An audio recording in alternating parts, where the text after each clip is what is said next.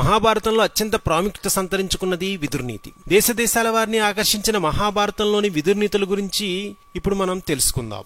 సాధువులు సత్కర్మల వల్ల, రాజులు రాజ్యభోగాల వల్ల సుఖితులవుతారు. పాపాత్మలతో సాన్నిధ్యం అనేది ఎప్పుడూ కూడా మంచిది కాదు. ఎండిన కట్టితో కలిస్తే పచ్చికర్రకు కూడా అగ్నిబాధ తప్పదు కదా. అందుచేతనే పాపాత్మలతో సాన్నిధ్యం ఎప్పుడూ మంచిది కాదు. ఆత్మ జ్ఞానము, క్రోధం లేకపోవడము, సహనశీలము, వాగ్దాన రక్షణ, దానశీలము, ధర్మపరాయణత అధములకు పట్టవు. విద్వాంసుల్ని నిందిస్తూ మూర్ఖులు సంతోషిస్తారు.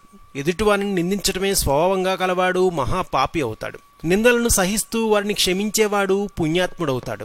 హింస అనేది దుష్టులకు బలం, దండనీతి రాజులకు బలం, సేవ స్త్రీలకు బలం, క్షమ అనేది మంచివానికి బలం. వాక్కును స్వాధీనంలో ఉంచుకోవడం కంటే కష్టమైన పని లేదు. చమత్కార యుక్తులతో విశేషార్థాలను ప్రతిపాదించగల మాట మితంగానే ఉంటుంది. సరస సంభాషణం కళ్యాణప్రదమే అవుతుంది. అదే విషయం పరుషవాక్షలతో మాట్లాడితే అనర్థదాయకం అవుతుంది.